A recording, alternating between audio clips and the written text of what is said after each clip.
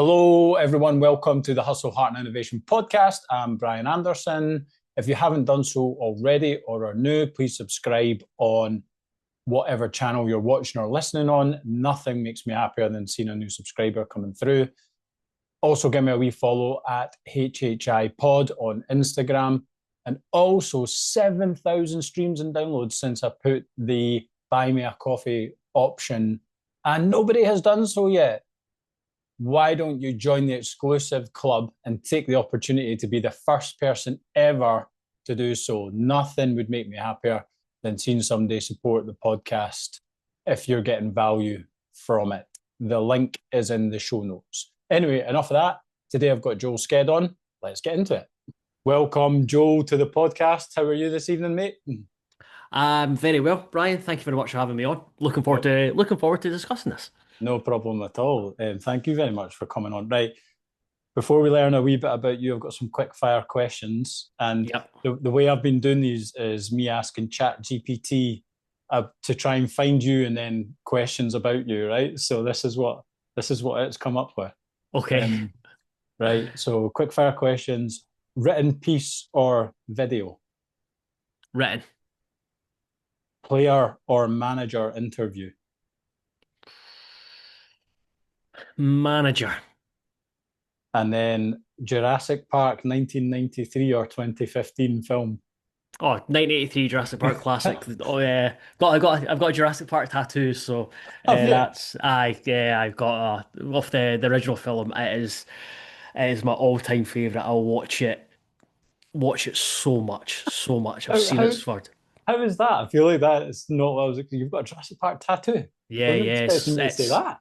It's one of those films I can still remember the first time I watched it. I was around the Christmas time with my mum's uncle lived with us, and we called him Uncle Buck, obviously. And I still remember watching Jurassic Park with him for the first time, and ever since then it's been my all-time favorite. And it's one of those where, see, if I've been on a night out and I'll I'll always get a takeaway, come home, and if I'm watching a TV show, I can't put it on because I'll end up because I won't remember anything. So Yeah, Jurassic Park's the first thing that goes on, and then fall asleep to it, and then if I'm hungover the next day, Jurassic Park's the first thing that goes on again, and then that's that. it's That a might class. be like the most interesting thing we discuss in this interview. Yeah, Do you know what I potentially. mean? Right. Anyway, Jurassic Park aside, let's find out a bit about you, mate. Tell us a bit about your life before journalism came into it. A wee bit about where you grew up and how things were like for you when you were young.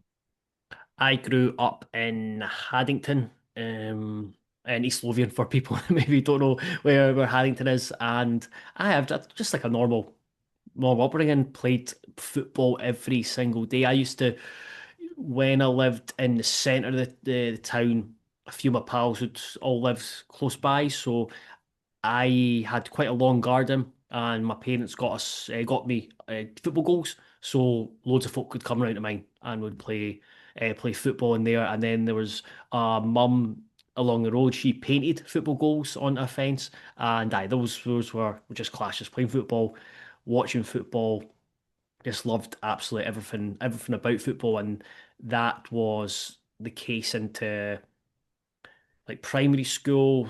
Always thought I could have made it professional as a goalkeeper. That was nonsense.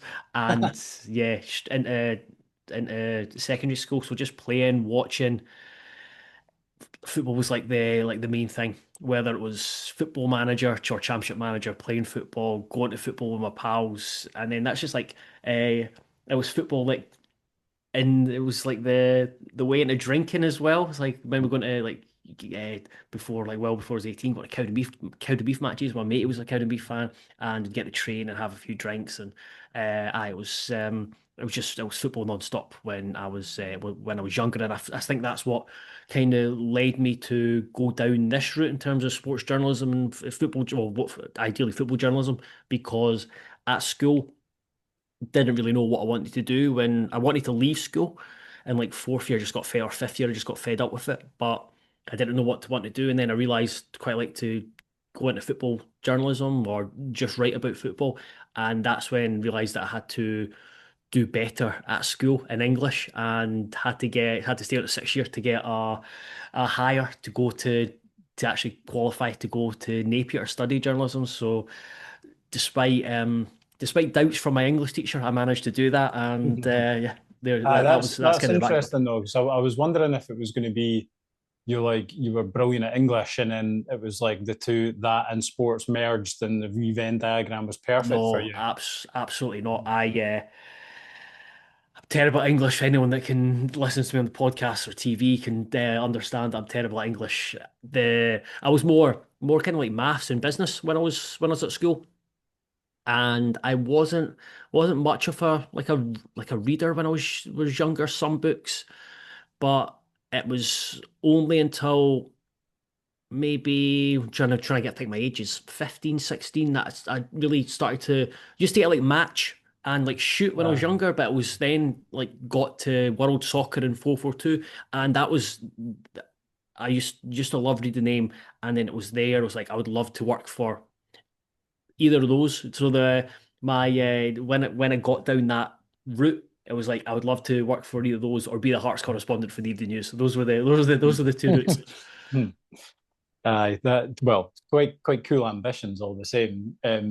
What so I was like the thing I was going to ask. So what attracted you to it? So you've kind of covered on it at the moment. So what does a university program for journalism look like? What's in that? What's the sort of syllabus like? And then you've already sort of leaned into it, but why sports journalism? See, when you were doing that course, did any of the other disciplines begin to intrigue you, like finance? You mentioned business there, or anything like that. So the journalism course, I think it's changed, and to be fair, over my 4 years at Napier, it changed significantly because the first year and the second year as well, we're doing stuff like some of my modules were like sociology and like 20th century like history. I should actually, with my missus, she was in the same course. I should ask her what we some of the daft stuff, Right. that we covered. So like it was weird when in like the first couple of years, I was like, I'm actually studying to become a journalist because there's so many aspects of it that in the actual course that don't really relate to what I thought was kind of journalism. And then like shorthand was it was like an add-on you had to I think we had to actually pay extra for that, and it wasn't like consistent because they got someone in to do it. So I didn't only got to a certain point in that. I kind of still think I still know like the alphabet for shorthand, but Oh gosh, right. yeah, it was like that wasn't really like serious. But then they began to change it to reflect the changing dynamic within journalism in terms of Yeah. digital and TV and radio, etc. So did you get sort of caught in the crossover between digital and Yes, print when you were right? yeah, Okay. kind of, yeah, kind of. There was it became there was how I remember it anyway. There was it got to the point where they kind of changed the course to more focus on the journalism aspect and everything that kind of prepares you for that and the different avenues you can go down and speaking to people who've done masters at different universities and have done journalism now at like kind of Napier. It has changed and there's more focus on that.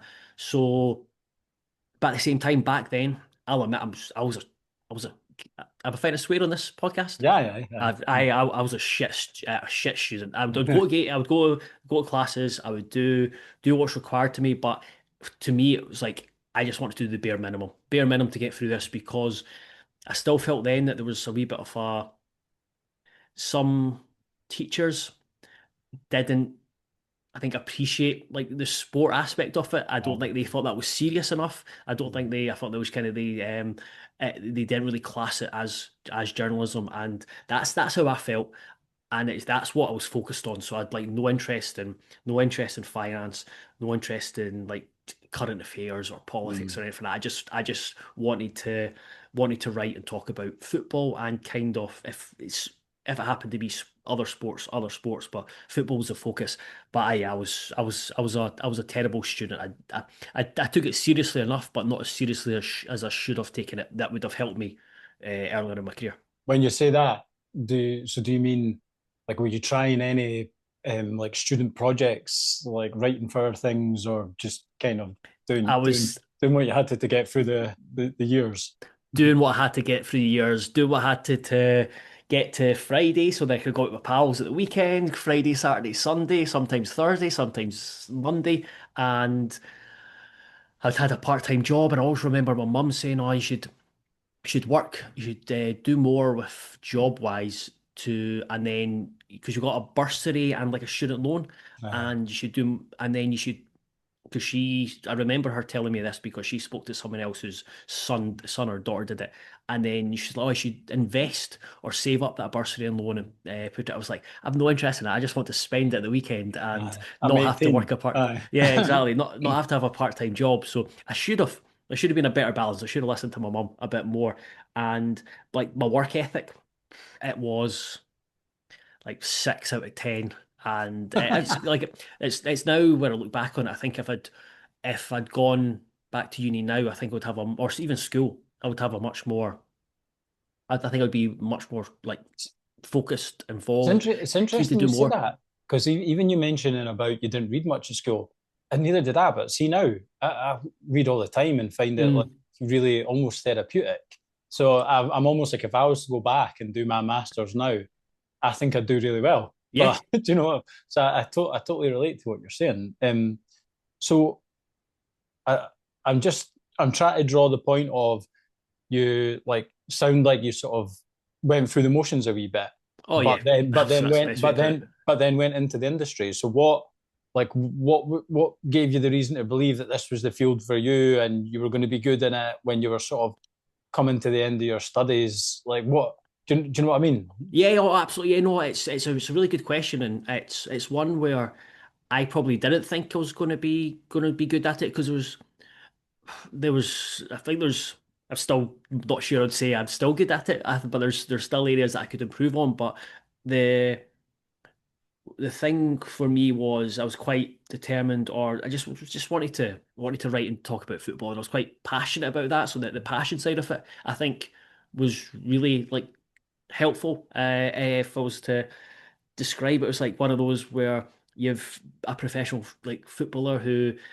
he gets credit for his Like a hard Cammy work. Devlin type. Yeah, yeah. Rather than all these different qualities to make up for it, and so yeah, just like I was probably fortunate in that kind of been fortunate throughout my career, whether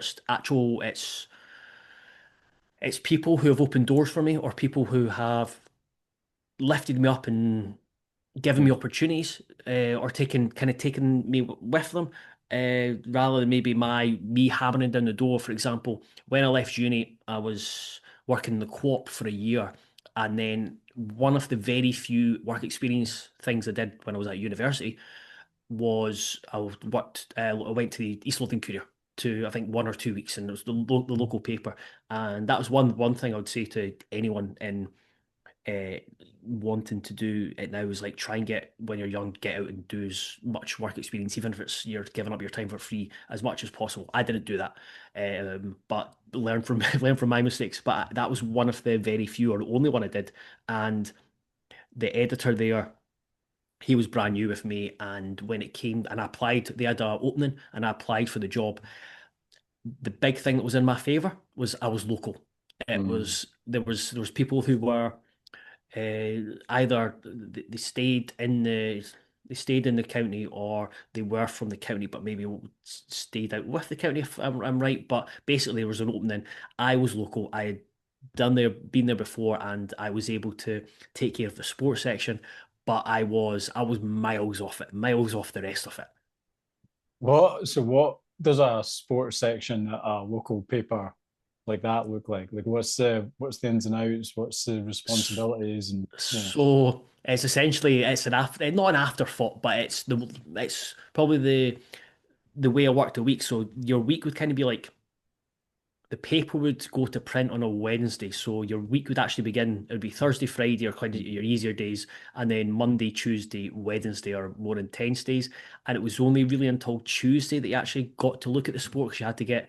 I covered Trinent and North Berwick. You had two like towns or areas, Yeah. and then I had the sport as well, and then there was loads of other wee bits and bobs that you had to do, and it was you basically had to get everything that kind of stuff out first, and then you'd focus on the sport, and it was basically just being a wee bit of an editor where folk would send in reports from everything from football, rugby to badminton, and all other sports where it was again volunteers just sending stuff in, and then it was on you to find a cup like the back page.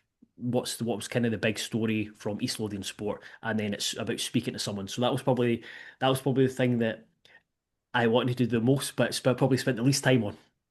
How so? It's quite interesting then, because that's probably like a skill you'll never have like lost or had to change in terms of finding. You called it the back page there, but finding essentially what the audience want to read or listen to or watch. How what's in that skill that like you learned then? Like what you're looking for? What are the fabrics of a story that come together for you? So I think the obvious one is just like if it got to I don't know like April, May, and when one of like maybe one of the local teams won the league. That's like an obvious one where it's a big story and it just has to be covered. And then beyond that, a lot of it is like a lot of it, and probably it's the case now is that you're looking for like a story can be interesting. Someone's achieved something that's interesting. Someone's done something that's interesting, or something that's happens interesting. But it's only as interesting as what you can kind of get out of them and what they tell you, that you can write it up as much, but it's only really their their story and the way they tell it can like make it even better. And then it's just making a like decision on what's relevant and what's not. And I think I don't know if I've had that skill throughout my career, but I do think in the position I am now, I think I know what Hearts fans want to read to an Yeah, extent. Not everything, but I've worked in the Scotsman and the Evening News and now the Hearts Standard, and I see what does well and what doesn't, and so that can you can be guided by the past in terms of stories that have done well, and then sometimes you're just lucky where you speak to someone and they just give you gold. yeah. It's quite interesting. This you sort of touched on the storytelling part of it there. Was that something you learned at uni? Like how to sort of start, middle, and end a story, how to make bits jump out? Is that just something you've got to have a flair for yourself? Yeah, so you got to he got kind of taught like the basics of writing a news story, like who, like in the first couple of sentences or paragraphs, it was like who, what, where, when, and why. So you need to get like the news out there. I was rubbish at that. I'm still am. I remember my one of the guys who one of the sports editors at the Herald, and sure he's mentioned it to me the last couple of years where to when it comes to a news story, just write the news story rather than I quite like spraffing and And going bridging down the it and featurey, yeah, like I did like yeah, the okay. featurey stuff, and that's something where I think again, if my missus listens to this and it's like, no, no, we learned that at uni, I might just be making up, but Uh, um, the the big thing, like in terms of storytelling, is my process for writing is I just start writing, and as long as I can find a way in, try and find an interesting like first couple of paragraphs, and then I'm away, and then maybe at the end I'll start moving stuff around. So there's like that's kind of my process, and that was helped by I used to read loads and loads, didn't really when I was at uni, and then just after uni I'd read loads and loads of folk like Sid Lowe, who wrote about Spanish football for The Guardian, um, James Horncastle, who writes Italian football. So I'd read a lot of I really like The Guardian football stuff for the Premier League. I really like the Scotland on Sunday for the Scottish football stuff, and like the Sunday Times as well. Um, just like their columnists or their features and interviews with players. So that's probably where I learned the most is just reading, like learning words, learning like phrases, turns of phrases, how mm, to structure. For example, I like using a lot of short sentences for impact, and that's something that I think stood out from when I read Sid Lowe in The Guardian when he was writing about Spanish football. Sounds like there's a lot more on the job to it than I was expecting, to be honest. Before we chatted tonight, I thought you were going to say, "Oh, when I came out of uni, I was absolutely like slick at doing X, Y, Z, and I'd done like all these little student and local pieces." So it's interesting that that's the case. So from East Lothian Courier to Edinburgh Evening News, is that?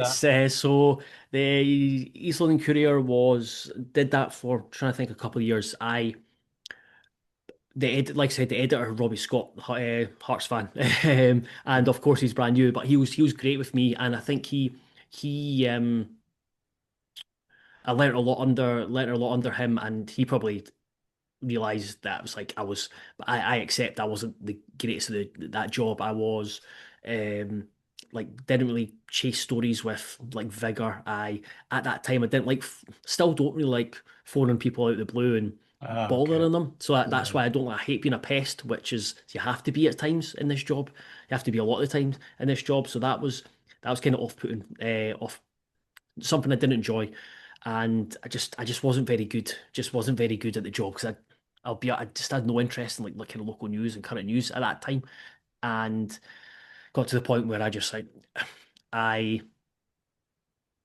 this is going down a hole here, but at that time because I wanted to do football and sport, I remember reading an interview with Rafa Honigstein. He covered German football, and he was talking about his advice would be find a niche.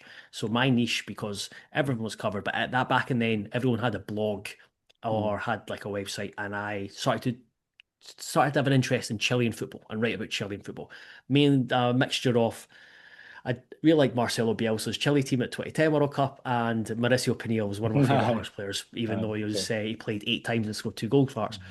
So naturally, I just went that route, and then that's when I'd still living at home, saved up a bit of money, and I decided to quit East Lothian Courier and go to Chile for the World during the World Cup in 2014. So a couple of years, and then came back. I've got something on my CV now. A couple of things on my CV. I'll find a job, no bother. That was rubbish because I had to go and uh, worked like sales calls for a bit, and then worked in a bank, and then I was just like, I was miserable for a couple of years, or it got to the point where I was miserable. I was on holiday with my parents, and I just like they were very supportive of me, and I was like, I'm gonna quit my job and just go and try and do freelance journalism and get into that, and did that. Thankfully, with at that time was still living with him, so I wasn't like paying digs or anything, and So there was a bit risk freer in that yeah, sense. Like, yeah, aye, what absolutely. what what's freelance? What so Well, that's basically freelance is you're not attached to a media company, you're not attached to a newspaper, and you try and pick up work from different newspapers, whether it's pitching ideas, whether it's yeah, covering okay. games for places. And thankfully, someone else who was been very helpful for me, Craig Fowler, who runs the Terrace Scottish Football podcast. I was doing the podcast at the time, and he got me on the sports desk at the Scotsman, unpaid on a Saturday afternoon, and that was kind of my way into the Scotsman and Even News, doing shifts, free shifts at a weekend, and then that graduated to live news shifts for the Scotsman. They offered me, and I was like actually getting paid for it, and then that just led to one thing after another. I was able to actually work for the Scotsman, then Even News, or Even News, then the Scotsman. So Weirdly, you were doing three shifts on a Saturday afternoon, like, yeah, I would go in, and you're yeah, I would happy go, enough to do that based on yeah. what? Mhm. Yeah, because that's basically I understood at the time that I had to go and Sounds like modern do slavery, mate. Not getting paid for. exactly, and I see people talk about that, and Mm. like companies shouldn't take advantage of young like Any- students or out of Anybody. university. It was again might just been a different time. I didn't mind doing it because I knew I kind of had to, and it was a way to Yeah. actually get experience and get like my name out there and actually be in a place where I could take advantage of an opportunity. For example, I remember, so I'd missed a few Hearts matches, and I remember the day that Ian Cathro, I think it was the day Ian Cathro got sacked. Anyway, we got beat by Dunfermline.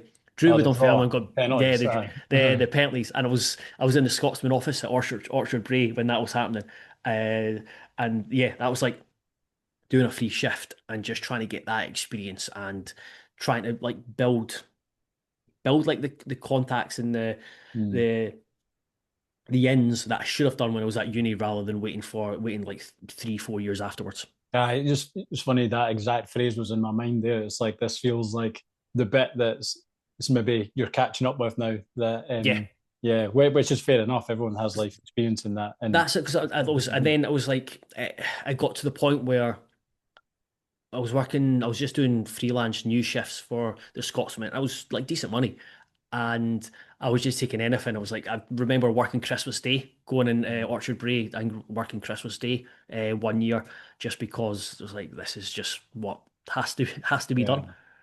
yeah. No, that to be honest, it sounds like a grind, but the part of the grind you'll need to have done, and now when you think about it, it makes up a lot of the foundations of where you are. What So just on last bit on sort of the Scotsman and evening news, what are the big things you learn there?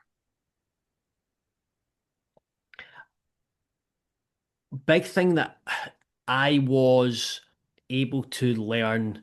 There was like a few things. There was basically what does well in terms of like traffic and what people like want to like do click on and want to click on.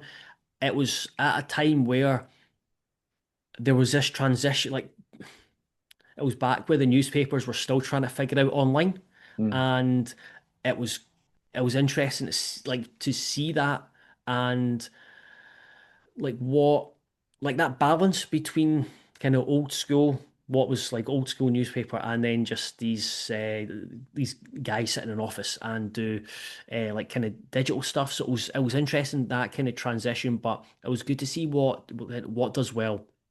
It was good to be around. I was in an office and be around people who have been working as journalists for years and do like have contacts. So just that experience being around people, the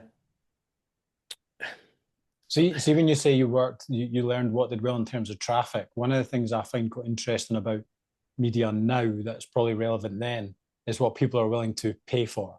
So you've yeah, got, I can't remember what it would have been like back then, but I'm assuming there would have been like a certain amount of free articles per person, right?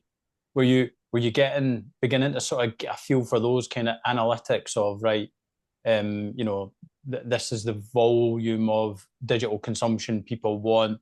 This is the critical point where they'll switch off or pay. Or is that am I overselling it a wee bit there? you're probably overselling it because I'll be honest, I still there's times where I can tell you traffic wise what I could still tell you traffic wise what tends to do really well, but in terms of bridging that going that transition from what is a traffic subscriber to a sub subscriber, it's still it still changes. I've still not quite got the handle the handle on it. So I've got a much better idea now. Got a much better idea now. But back then everything was like the paywall wasn't a thing with the Scotsman. I don't think it was Okay. a thing within. Don't think it was a thing within Scottish journalism back then. I'm trying to think who the first paywall was in the UK with that. Maybe in the Telegraph, but no, it was still it was that there was people like without getting in the weeds of the Scotsman is like sometimes the ownership would change and then the view or the aim or the ambition would change in terms of do you chase traffic? Do you try and build up subscriptions? Do you try and go for longer form stuff? And it was that period where they were kind of still trying to work out what direction they I got you. wanted to take it in. But it was really good. It was a really good learning period for me, and I was able to write as well as like sub other people's copy. So you're still kind of learning and getting like kind of finding your own, allowed me to kind of like find my own like tone from writing, if that makes sense.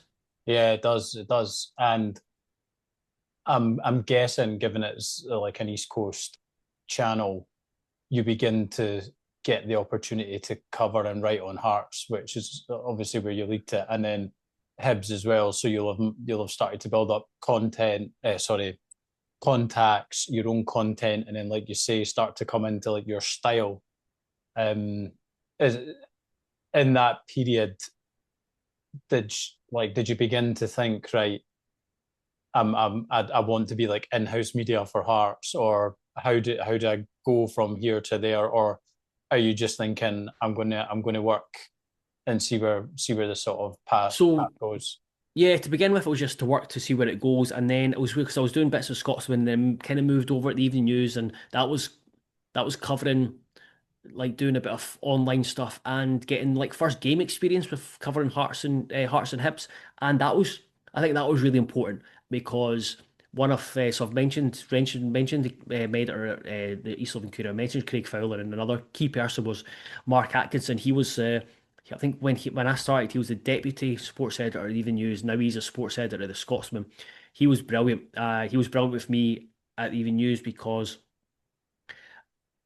he knew very much. I didn't hide the fact I was a Hearts fan, but I think he was really good at means like trying to express how you need to be like you can't be as partisan or as big a Hearts fan when you're going out and covering. So that was like kind of good learning. That was a really good experience where I was having to go to Hibs and as a Hearts fan write about Hibs, but do so in like a completely professional manner, and then covering Hearts and do so in a completely professional manner where it's not celebrating in the like the press box and stuff like that, because that's the thought of doing that's quite mortifying. Absolutely. Unless we win the league, unless we score the league winning goal, that might change. But that was really good for getting out and just seeing how the press operates, the press pack operates, and Like on a like game day as well, getting yeah. on a game day, how people ask questions to like managers, how they like kind of conduct themselves, embargoes. There's just all these wee quirks. So that was a Mhm. really useful experience. And then Mark took me across to the Scotsman when he kind of moved across to the Scotsman, and that opened up even more opportunities for me to cover not just Hearts, not just Hibs, but covered like Rangers, Napoli, Celtic, Real Madrid, going up to Aberdeen. So it was just broadened my horizon in terms of loads of things that I was Yeah, like a able bit to of cover. national and international Yeah, coverage. exactly. And Well, then kind of mm. look for interviews, do news. So it was like a real mix of stuff that's allowed like rather than just like writing and being in a newsroom and reacting to breaking news and writing stuff that drives traffic. I was able to like broaden my like horizon and my skill set Yeah, by doing experience. interviews and speaking to folk and like as you said, building contacts. There's a really good question that we've had that I think is relevant at this point, given what you've said about like starting to cover games, right? So you've got to have an appreciation of what's going on. You've got to know what to speak to the manager about and how to speak to the manager. So Colin 1990 has said, what base level of knowledge about the sport do you need, sport and coaching, playing, etc., to be successful? I think I don't think that I think if if you're a football fan, you've got an idea of like football is. My biggest thing was the am I a tactical genius though? But that side of things interested me. So I remember reading a lot of Zoro Markin or Michael Cox when I was younger, like Jonathan Wilson as well. So that like kind of got a base level from like just learning that side of things. The I think like most like football fans, and then will have an idea of what's going on. I don't think you need to be like a tactical genius. You don't have to be knowing what everything that's going on in the world of football. But if you are, for example, covering a game at the weekend, always used to. So, for example, when I worked at the Scotsman, and just say I went and covered Kilmarnock at Johnston, I would try and watch the previous game on previous game of each and like the highlights from the last few games of each. So I've got an understanding of who's like what's been happening in recent weeks. Read interviews with managers in previous weeks. There's loads of stuff now. It's so easy to Yeah. like with social media, with fan forums like Pie and Bovril, to find out what fans are thinking about their own team because fans know their team better than anyone.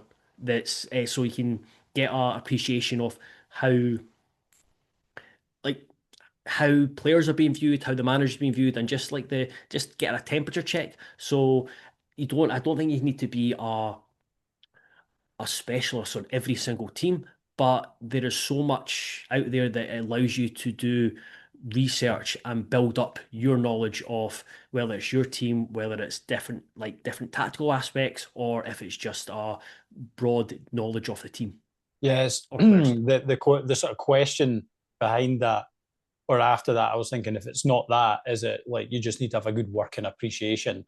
And I think Yeah. that that's what you've sort of said. Right, let's go. Let's just go to today. What's your roles today? Who do you work for? How do you work it?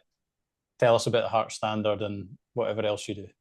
So I am the editor of Heart Standard, which is operated by NewsQuest, who have they have so it's the Herald. So while I write for Heart Standard, some of the stuff we'll write goes into the Herald newspaper, and it is they've Johnny McFarlane, who oversees everything, they have invested a lot in journalism, which has not been the case over the last X amount of years.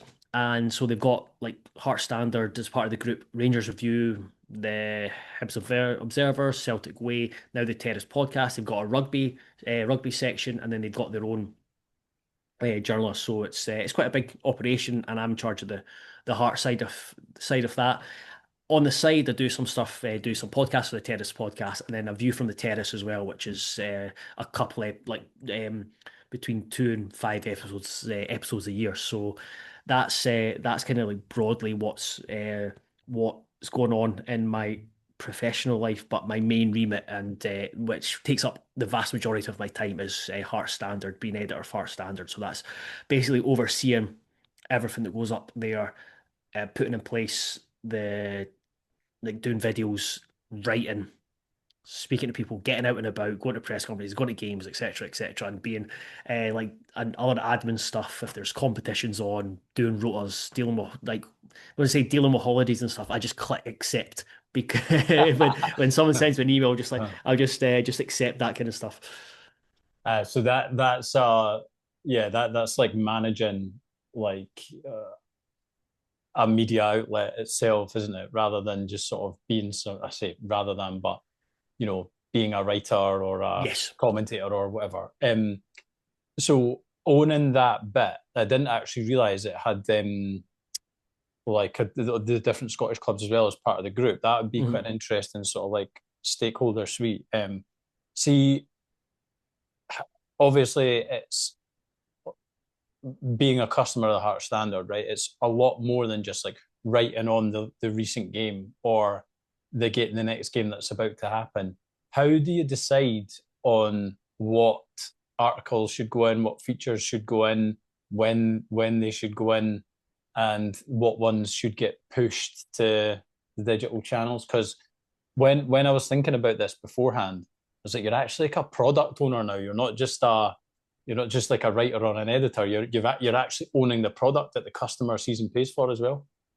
Yeah, that's a big thing. So the this has been something like it goes back to this when you're talking about just like learning as you go, and that's been the case. Kind of doing this in terms of like content planning.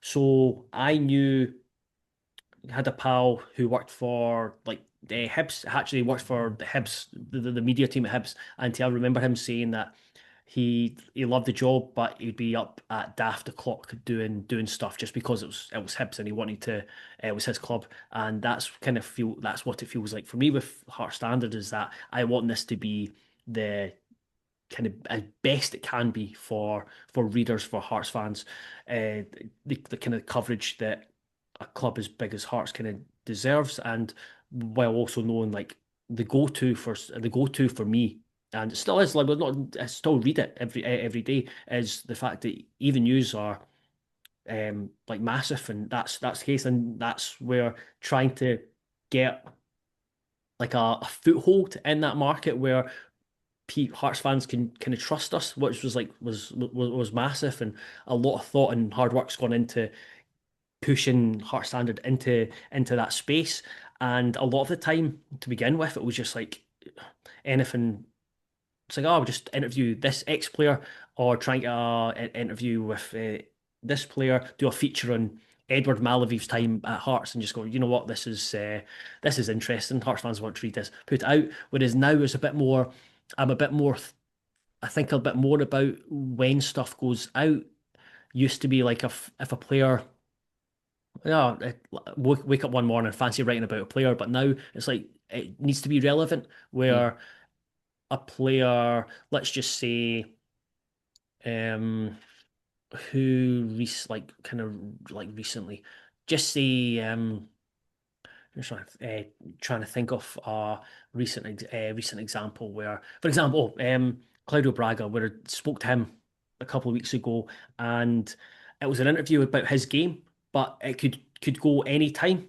Whereas, but a bit of it was him speaking about his goal scoring and being in the right place at the right time, and all his goals are scored within 12 yards and between the Mm. posts, and he scored a goal just like that against Motherwell. So that was quite natural to put that out on a Tuesday. So what we try and do now is match up what the content is with what's relevant that week. Whereas, like for example, everyone just wants to think about and speak about the derby this week, and there's a couple of things I've got in the back burner. Was like I can just save Yeah, that for another it week won't where get it's a the bit more. attention it deserves Yeah, based on that. exactly. Yeah, yeah. Exactly. It's quite interesting again, because the phrase I'd written down as you were talking there, it's like cause you're so into this as a fan, you can anticipate what readers want, but you can also be strategic about when you do what the readers want, which is quite it's like a niche skill set that. Um, the How many subscribers have you got? Do you know for the Heart Standard? Three, last time I checked was around 3,500, maybe a wee bit more, Yeah, right. which is So it definitely like is worth its like that's an audience that needs served, and you know, there's a responsibility to do so. yeah. Um, So it's interesting. Like there's two facets now, because I came in with the view of like it's subscription based. It's a written product for Hearts, whereas what we've seen is like the YouTube aspect and video content grow and grow as well. So we've now got uh, nearly 5,300 subscribers on a YouTube channel, and it's a lot of the times when like people come and speak to us, Craig and I, if we're around Tynecastle or like if I'm out for the pint after the game and stuff, a lot of people come up and talk about like they watch us. So it's more like they watch us compared to like reading us as well. So mm, it's almost like two different kind of channels yeah, for yeah. content, but it's like it's gone well. It's gone. I didn't really have any concept of what would be a good number, but both have seemed to be not only gone well, but been quite steady and strong. I think the reviews are always a like another thing I was going to ask you about later is customer feedback. But the reviews that you can see online are, you know, they speak for themselves. And a lot of people say to me that they've ditched the evening news now as their, you know, main or primary Hearts source. So that's quite like if that was king and it's maybe not so much anymore. That I think that sort of is a good bit of customer feedback. I was sorry, just on that. What I would say is I think, and this is me not trying to blow my own trumpet, but or anything. And but what I would say is Hearts fans, I think Hearts fans are quite well like kind of catered for with that, because I think I read all Barry's stuff. I think like Barry with the news does and has done an absolutely brilliant job. And I think what always try and I think content is like at times different as well. So it's not Yeah. just like you can read something different on the Even News and you can read something different on Heart Standard, and there's uh, two different like kind of outlets that provide a lot of content for Hearts, and I've seen it across working these Scotsman Even News and now here, whereas Hearts fans devour content like the passion Hearts fans have for the club is stark It's compared to Hibs. insatiable. It's Oh, absolutely it insatiable. is, Yeah. which is great. It's absolutely brilliant. I know if you're like providing information for people to go to on that content, it will go and go and go. What was it you said there that I was going to ask you about? Oh, see how you said different content to the evening news. When did you decide to go quite heavy on the tactical analysis parts of games in the standard? That was decided before we even started, just because it's something that we came in. So the Rangers review and Celtic Way were already in place, and that was something that they did was the analysis of games. Just because there was no other outlets in Scotland, like media outlets were kind of going big on it. There was like stuff done. We did stuff at the Scotsman and Evening News over times, but the the website wasn't like I think it's changed now, but when I was there, like the website layout, and it was difficult to make it look clean and Yeah. nice to read. But that was always something where wanting to try and be provide as much like So that was a differentiator from informative. the start, basically. Yeah, Yeah. Yeah. that was there Yeah. from the start. Yeah, Um, right. I always think a journalist needs to have, like you mentioned it earlier, good relationships and be on the phone to people and be pestering people. How important is the building and keeping relationships aspect to it, and what's it like? What I mean by that is, are you phoning managers being like, "Can I come and ask you about this?" Are you phoning, well, say managers, you're covering Hearts. Are you yeah. phoning? Do you know what I mean? What's that actually like?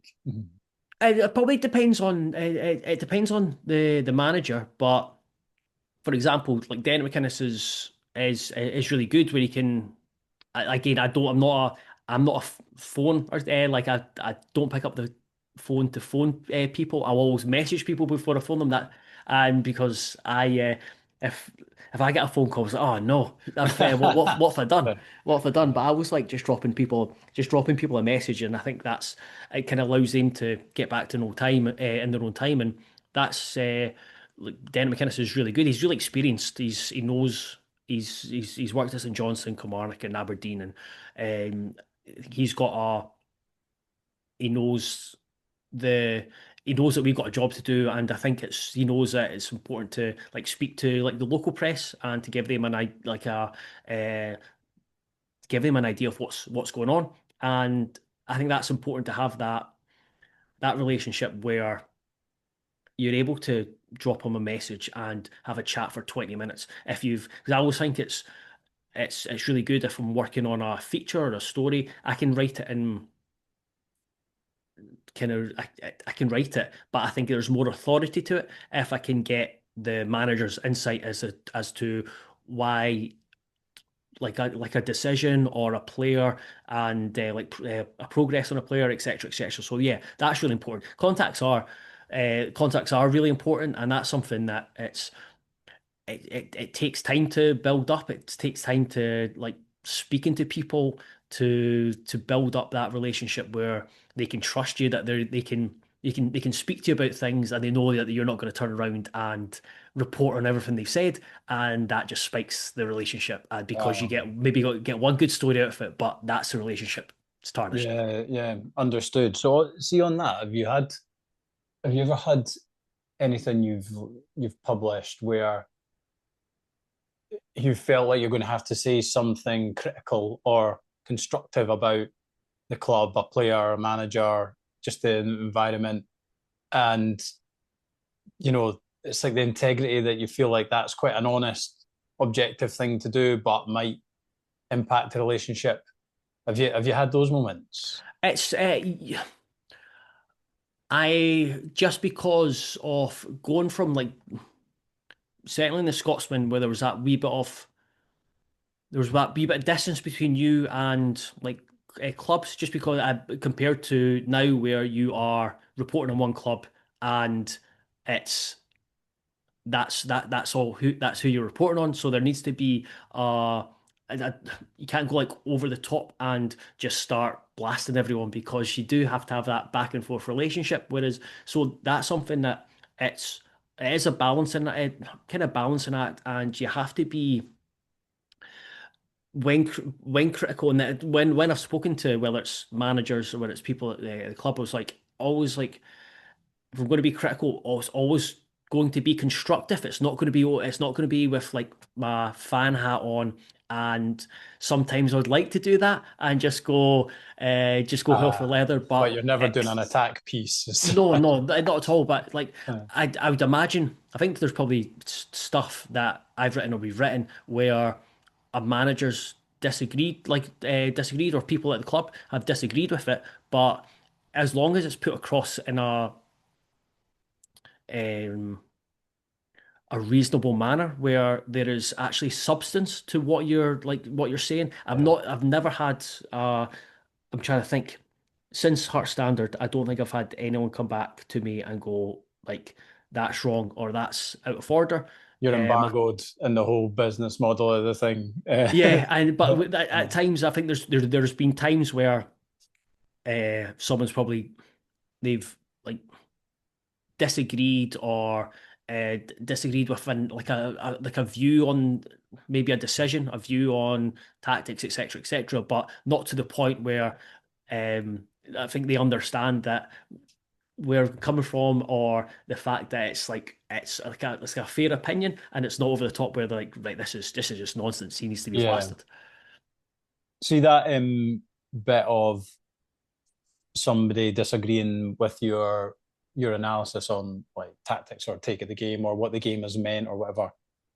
How I always find like you're putting stuff out in the public to be basically critiqued by anyone.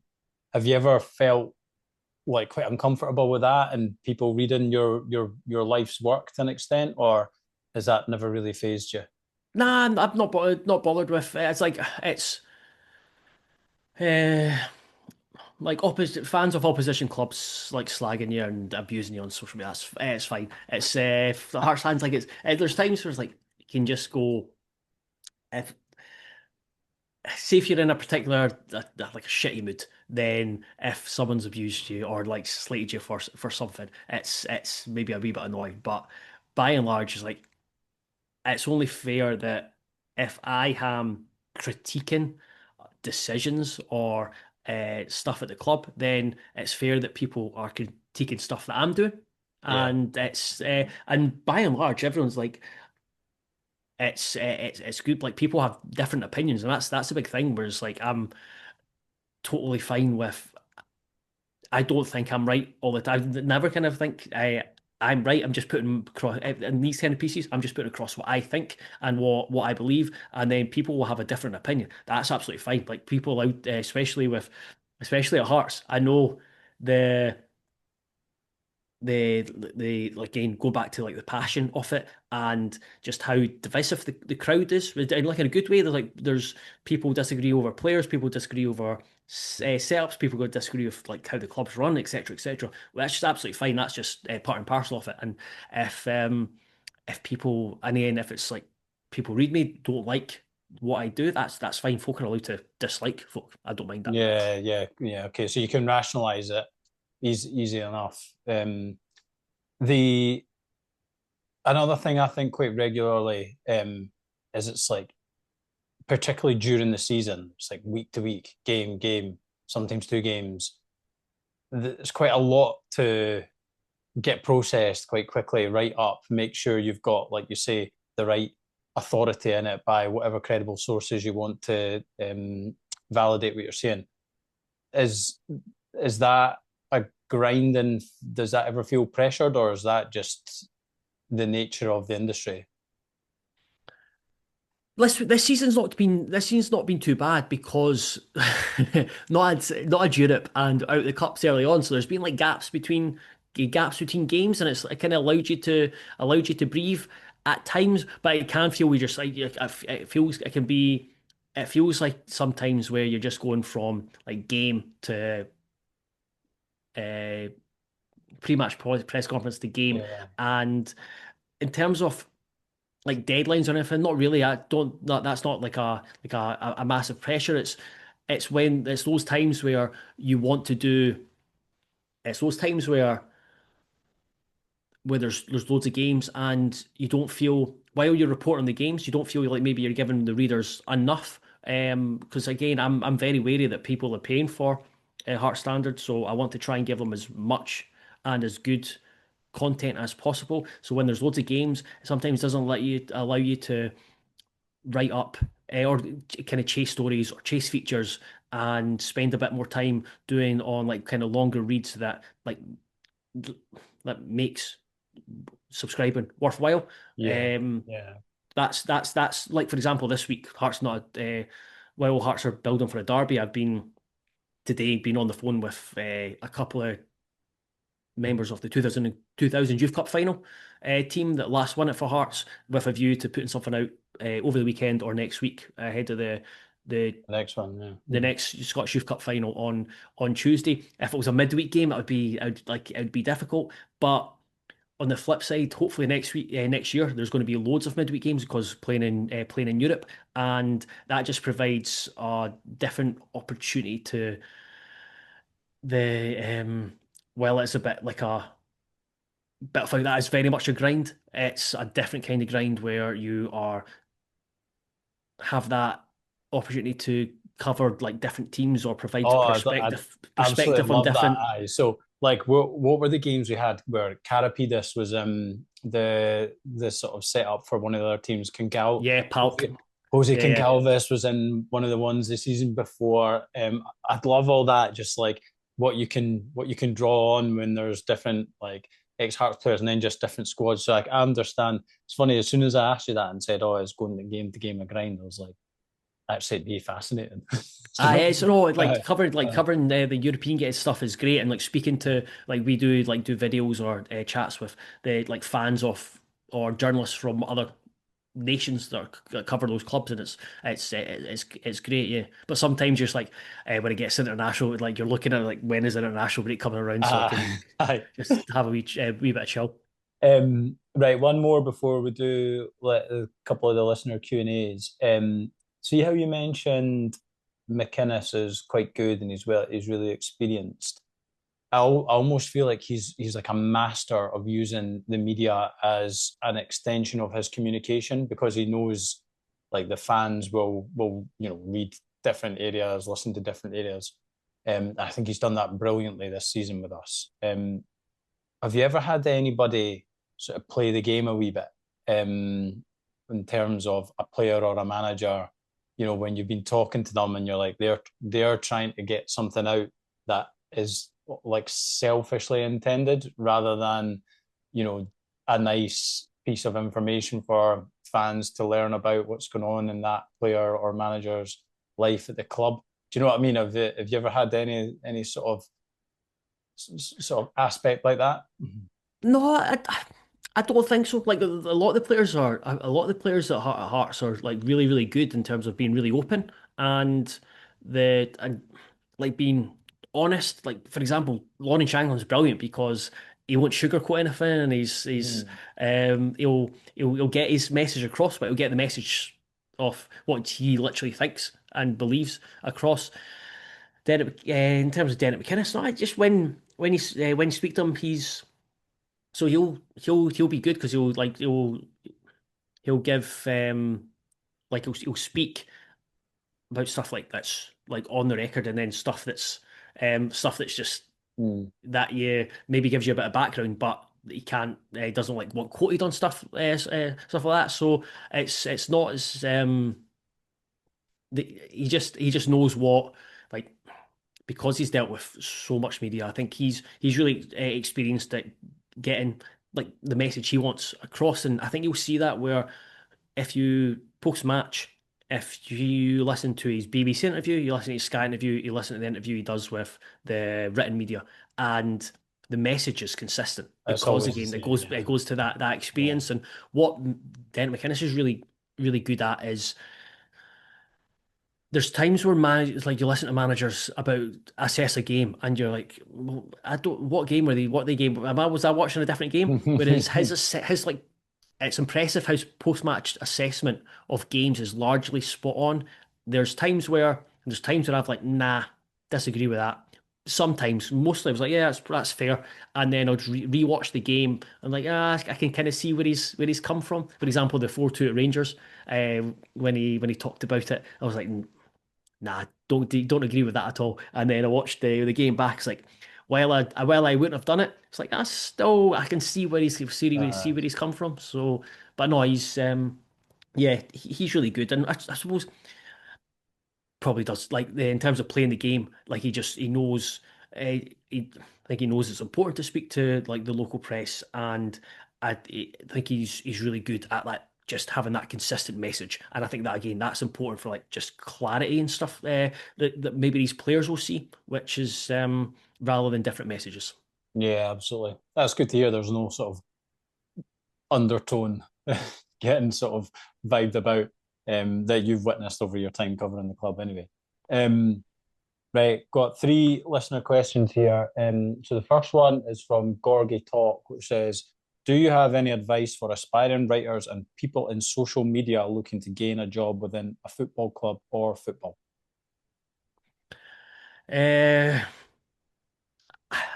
I mean, I've gone through it at a different, uh, like, different stage of the media. I don't know if I'm not sure if it's like you can get a job at a club or like a newspaper just by putting stuff on social media. I think that's I would always go with, like, I've went down the degree route, and then I would learn from my mistakes with doing that degree, is like trying to get as much work experience as possible. Again, it could, whether it's working with like local clubs, within clubs, offering offering your services, working for free. I know it's that's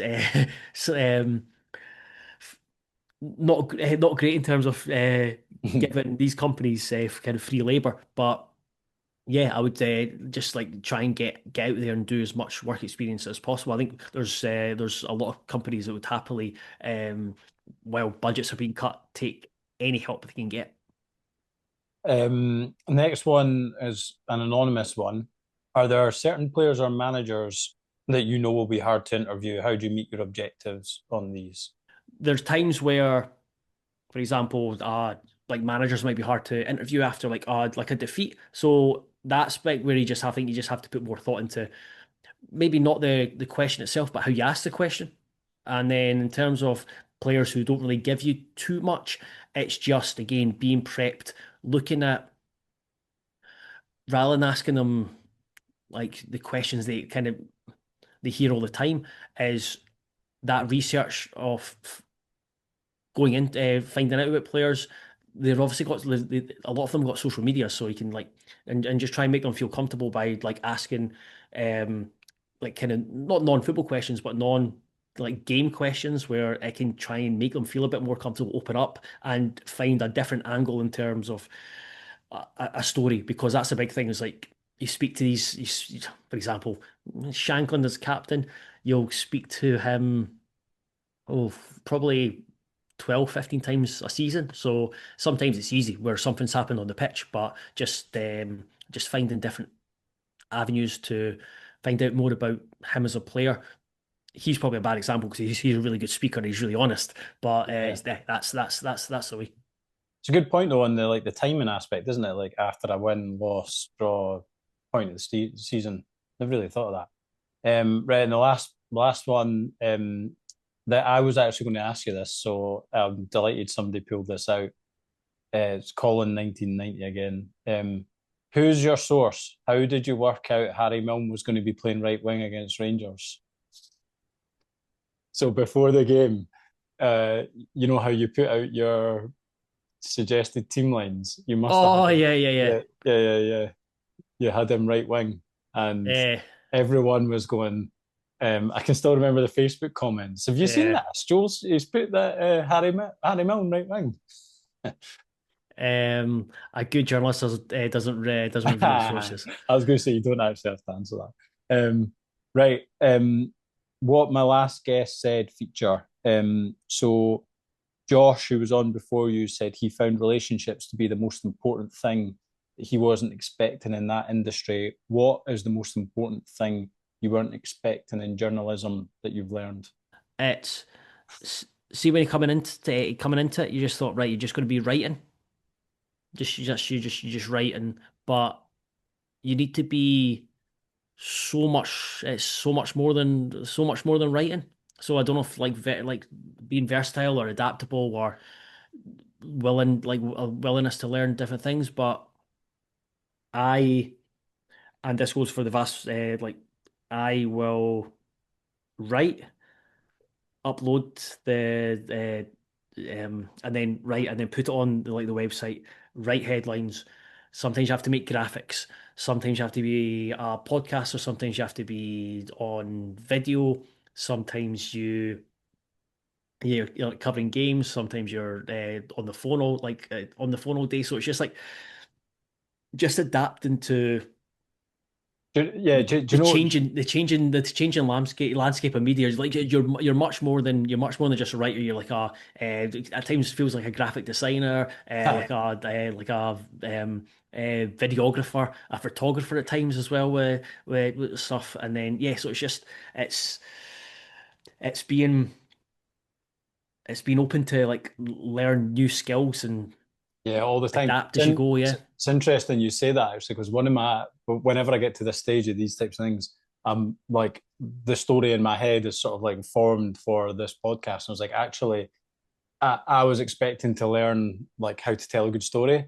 Or that's one of the big things. But what you've talked about is like there's a fabric of skills there that's like kind of never ending and a new one always beginning. And then you've got to know how to plan, release, update, manage a team, as well as all the digital tools that you've got to learn. So I think that's probably quite a nice way to sort of end, really. And make sure your like phone. I must charge my phone about 3 times a day. Right, have a good battery pack with you. Anything we've not covered that you would want to have discussed or let people know about? Um, it's it's one of those like you mentioned the and maybe that's the kind of cover on it is like the the work kind of goes into the glamour aspect is it's like so good like covering your team, but it's honestly it's like it's 24/7. It's and that's the thing is like just being unable to switch off.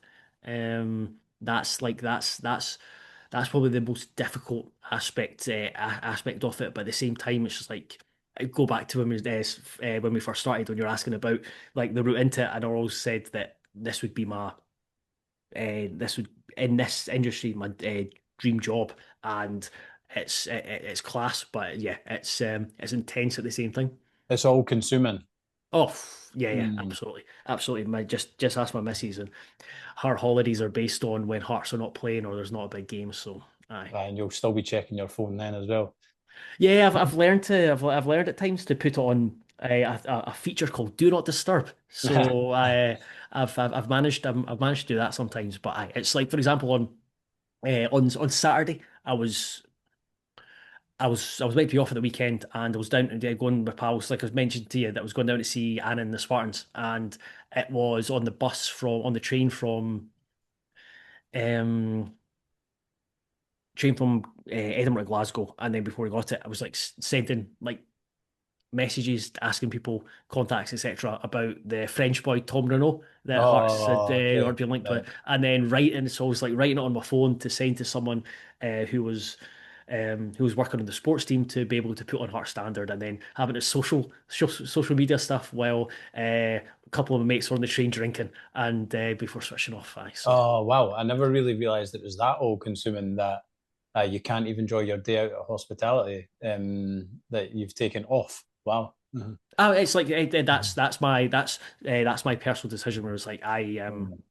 Again, it's just like I feel it's like kind of my duty to do it Yeah. and chase it. But I've not been able to get that work-life balance that I had previously. I've not been able to get that down. Well, I hope it's been therapeutic for you talking about it this evening anyway.